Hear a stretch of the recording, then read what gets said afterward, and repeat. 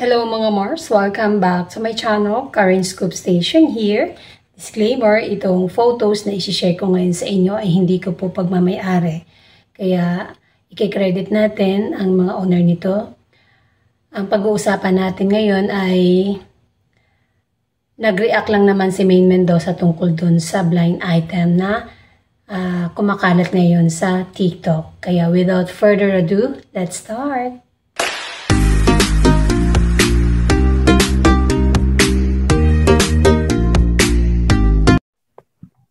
Ito yung blind item mga Mars. Basahin lang natin. The Who.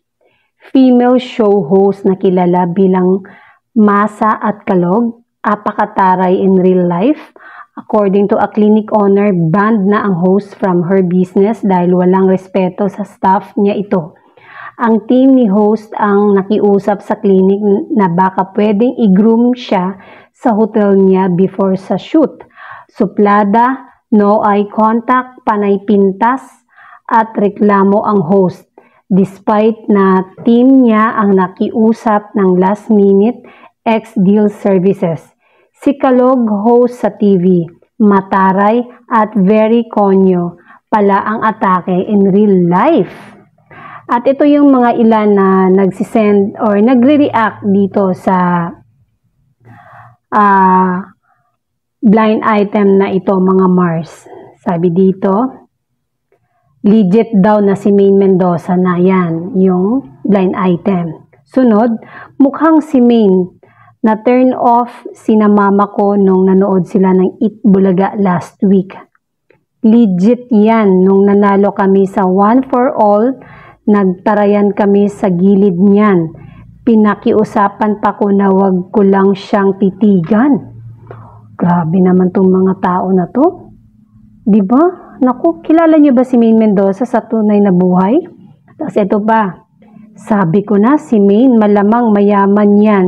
Ha ha ha, kita naman. Sunod, huwag niyo nang itanong. Sabi ng kanta kasi malalaman niyo din daw sa tamang panahon. Wow! At dito mga Mars, hindi ito pinalagpas ni Maine Mendoza. Dahil nag-comment siya. Sabi niya dito, gamit niya ang kanyang account. Kasi may TikTok account si Maine Mendoza mga Mars. Sabi niya, ako agad. Tapos may emoticon na nakatawa dito. Pero bago dyan, sa taas pa niyan, sa comment ni Maine, bay parang si Maine, haha, naalala ko mga viral vids niya noon na tinapon niya yung pen after may magpa-autograph sa kanya. Tapos yung iba naman, sabi dito, hindi daw si Alex Gonzaga na maibig nang sabihin. Sa totoo lang mga Mars, hindi ko ito nakita sa TikTok. Hinahanap ko kung sino yung uploader pero hindi ko talaga siya mahanap. Kaya dito sa Facebook ay may nakita ako na may nag-post dito. Kaya ginrab ko agad. Kaya i-credit natin ang owner nito. Napakasama naman ng mga tao na to mga Mars dahil hindi naman nila kilalang kilala si Maine Mendoza sa tunay na buhay para magsalita sila o manghula, manghula sila na si Maine Mendoza na ang naka-blind item. That's very rude, no? Dahil ang layo naman. Ang layo sa nakasulat doon sa blind item. Porket female host, nakalog. Hindi lang naman si Maine Mendoza ang female host, nakalog. Marami dyan. Di ba natin pwedeng isa-isahin yun? Pero kasi itong blind item na to, dapat sinabi na lang niya kung sino. Masyadong napag-usapan tuloy ito ngayon na minasama si Maine Mendoza na hindi naman totoo. At hindi ako naniniwalang si Maine Mendoza dahil mismong si Maine Mendoza nga nag-comment. Ako agad, siya agad ang sinagot ng mga tao dito na siya yung nasa blind item. Ang sarap, ay nako, ewan ko sa inyo. Hindi nyo naman nakasama si Maine Mendoza 24 hours, 7 days a week. Nakikita nyo lang si Maine sa camera. behind that, hindi niya na alam kung ano nangyayari sa tunay na buhay ni Maine. At ang lubos na nakakilala kay Maine, ang pamilya niya dahil yun ang nakakasama niya. At ngayon yung asawa niya na si Arjo Atayde, wala kayong karapatan na sabihin agad si Maine na yung nasa blind item. Di ako niniwala, no? Tapos meron pa dito, sunod na isi-share ko mga Mars. Ito, shinare to ni Maine kanina sa kanyang Instagram story. Sabi niya, everyone is an alien somewhere.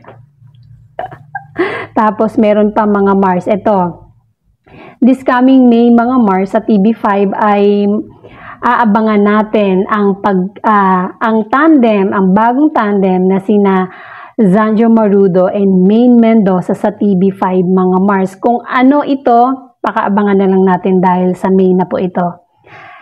Next photo is, akalain mo yun, no? Kasi nga, nasa network ng TV5, then TV5 din si Zanjo or sa ABS, pa ganun-ganun na lang ngayon ang mga artist, mga Mars, paikot-ikot na lang sila. Kaya, ay, masaya ito dahil, syempre may close na rin ito si, dahil parehong iisa lang ang family ni Maine and din ni Zanjo, ang Atayde family, di ba?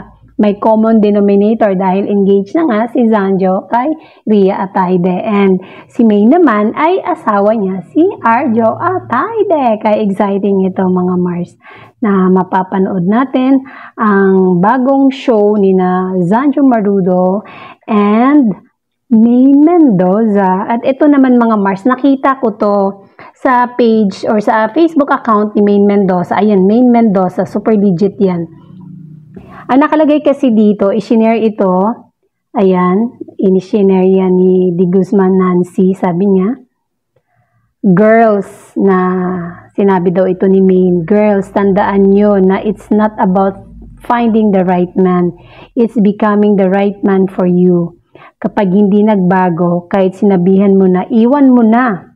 So, nirepost ito ni Maine Mendoza sa kanyang Facebook account. Sabi niya, "Oy, hindi ko po ito sinabi ha. Huwag agad maniwala sa mga nababasa online." Correct ka dyan, Maine. Kasi yung ibang mga tao, nakabasa lang ng ganyang headline, andun na sila agad sa point na totoo ito na sinabi ni ganito, ni ganyan, ni ganyan. At ito pa, pero daw matagal na daw itong post na to at hindi ito si Maine Mendoza. Kaya naman nag-react na naman muli si Maine na hindi siya yan. Grabe. Pero, ewan ko lang ha. Kasi, natawa dito si Maine eh. Nag-reply nga dito si Maine sa nag-repost nito na balikan mo, Char, gumanon si Maine. Ewan ko, naguluhan ako eh. Dahil, ewan ko lang, dahil natawa kasi si Maine. Nag-reply pa siya dito sa isang commenter na sabi dito, hala, late ko na po nabasa na di ikaw nagsabi, nagawa ko na. Sabi niya, hala, balikan mo ulit, Char only. Ibig sabihin, post ba ni Maine talaga ito? Hindi naman dahil nag-react nga si Maine eh. Nagtaka lang ako dito dahil hala, balikan mo ulit, Char only. Kaya naman, may nabasa din, may nag-post kasi nito. At sinabi pa nila, bakit? Si Arjo ba ay nangaliwa? May kabit? May ganon sila, agad na, na comment. May gulay. Grabe si Maine ngayon. Trending si Maine Mendoza ngayon, mga Mars. Grabe talaga itong mga tao na to. Ay, naku, ang gwapo nila dito. Ang gwapo ni Arjo. Ito yung wedding, picture nila eh. Ang cute! Basta, ibig sabihin, sikat pa rin talaga si Maine. Kasi lagi lang napapansin. And we love Maine Mendoza. And our Maine, Arjo Atayde and Maine Mendoza. Hello! I love Maine. I love Maine. Grabe talaga ang mga tao, mga Mars, Sila kasi yung mga gumagamit ng content para lang makapanira sa artista o kanino man. Para maraming pumansin, engagement, ika nga nila. Kaya gumagawa sila ng kwento. Ito namang ibang tao, naniniwala agad sa nababasa nila. Kaya sabi nga ni Maine, huwag agad maniniwala sa mga nababasa online. Alam mo yung pag-isipan muna kung totoo ba yun, maghanap ng hindi yung naniniwala agad tapos magko-comment ka ng pangit sa tao na yun. Diba? Ay ika nga nila, think before you click. Diba? Pag-isipang maigi bago ito i-post. And that's it mga Mars. Thank you for watching this video. Please like, comment, and subscribe for more scoops. Next week is Holy Week, kaya manood tayo ng Lenten special ng Eat Bulaga. Lahat ng entry nila. 3 episodes ata yun, di ba? Tama. And may sinasabi ngayong Saturday, SG. Sino kayong SG na aabangan natin ngayong Sabado sa Eat Bulaga, mga Mars? Anong hula nyo doon sa post ng saan ko ba nakita yun? Sa IG ng Jowa Pau ba yun? O TVJ? Basta ngayon daw, SG. Ngayong Saturday, ang hawla ko dun sa Rahironimo kasi yun ang alam kong SG. Diba? And that's it. Bye!